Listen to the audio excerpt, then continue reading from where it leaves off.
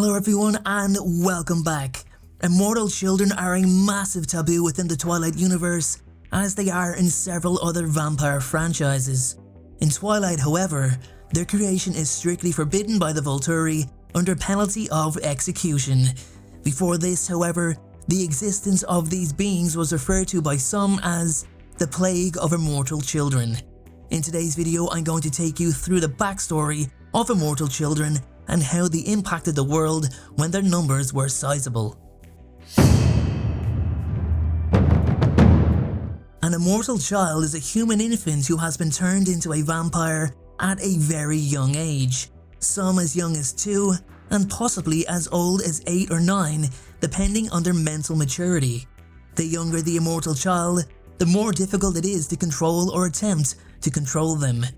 The vampire children are frozen in the physical and mental state of which they are turned. Because of their young age, they have no discipline or control over their hunger, feeding whenever the hunger emerged.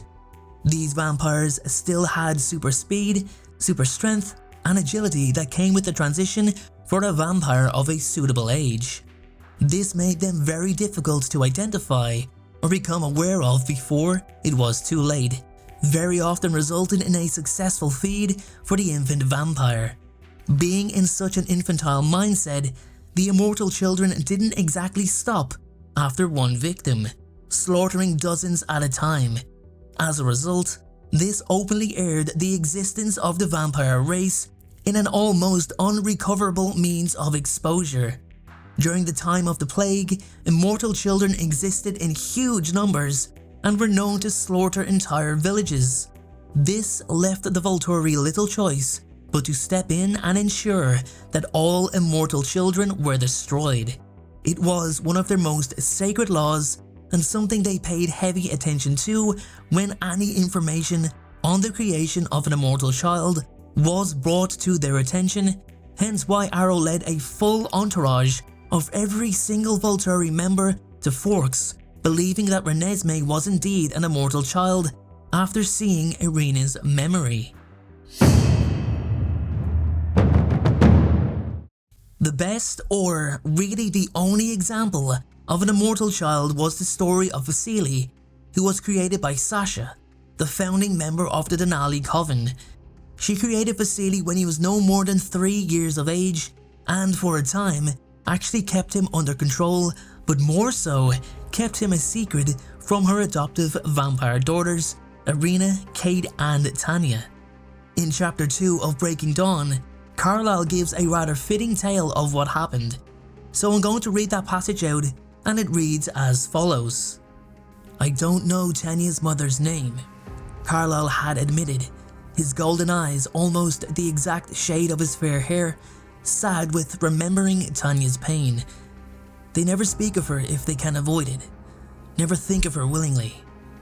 The woman who created Tanya, Kate and Irina, who loved them, I believe, lived many years before I was born, during a time of plague in our world, the plague of the immortal children. What were they thinking, those ancient ones? I can't begin to understand. They created vampires out of humans who were barely more than infants. They were very beautiful, so endearing, so enchanting. You can't imagine. You had to but be near them to love them. It was an automatic thing. However, they could not be taught. They were frozen at whatever level of development they'd achieved before being bitten. Adorable 2-year-olds with dimples and lisps that could destroy half a village in one of their tantrums. If they hungered, they fed, and no words of warning could restrain them. Humans saw them. Stories circulated. Fear spread like fire in a dry brush. Tanya's mother created such a child. As with the other ancients, I cannot fathom her reasons. The volturi studied the immortal children at home in Volterra and all around the world. Caius decided young ones were incapable of protecting our secret. I told you they were lovable. Well, covens fought to the last man, were utterly decimated to protect them. The carnage was not as widespread as the southern wars on this continent, but more devastating in its own way. Long established covens, old traditions, friends, much was lost. In the end, the practice was completely eliminated. The Immortal Children became unmentionable, a taboo. When I lived with the volturi, I met 2 Immortal Children, so I know firsthand the appeal they had. Arrow studied the little ones for many years after the catastrophe they caused was over. You know his inquisitive disposition. He was hopeful that they could be tamed. But in the end, the decision was unanimous. The Immortal Children could not be allowed to exist. It is unclear precisely what happened with Tanya's mother. Tanya, Kate, and Irina were entirely oblivious until the day the volturi came for them, their mother, and her illegal creation, already their prisoners. It was ignorance that saved Tanya's life and her sister's lives. Arrow touched them and saw their total innocence, so they were not punished with their mother. None of them had ever seen the boy before, or dreamed of his existence until the day they watched him burn in their mother's arms. I can only guess that their mother had kept her secret to protect them from this exact outcome. But why had she created him in the first place? And what had he meant to her that would cause her to cross this most uncrossable of lines? Tanya and the others never received an answer to any of these questions. But they could not doubt their mother's guilt, and I don't think they've ever truly forgiven her. Even with Arrow's perfect assurance that Tanya, Kate, and Irina were innocent, Caius wanted them to burn, guilty by association. They were lucky that Arrow felt like being merciful that day. Tanya and her sisters were pardoned, but left with unhealing hearts and a very healthy respect for the law. As the chapter continues, Bella goes on to describe what she's seen as her memory of the conversation with Carlisle suddenly turned into a dream. She witnessed the volturi soldiers circling around something before making her way through them. It was a boy, beautiful, adorable, no more than 2 years of age. He was standing atop of a pile of dead human bodies, lifeless. She also recalled how he was trembling, too frightened to open his eyes, as if he knew death was imminent. Her last image was of him opening his bright red eyes.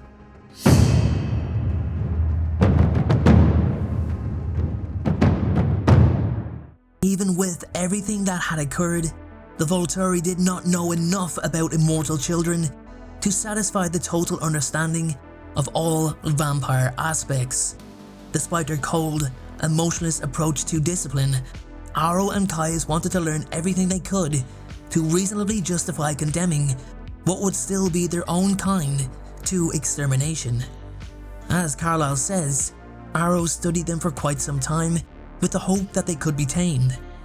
Caius also researched them, and both volturi leaders came to the same conclusion: Immortal Children could not be allowed to exist. The main reason being the threat of exposure to humankind. Arrow was all too happy to discover the crime that appeared the Cullens had committed, as it was the perfect opportunity to obtain what he wanted: Alice.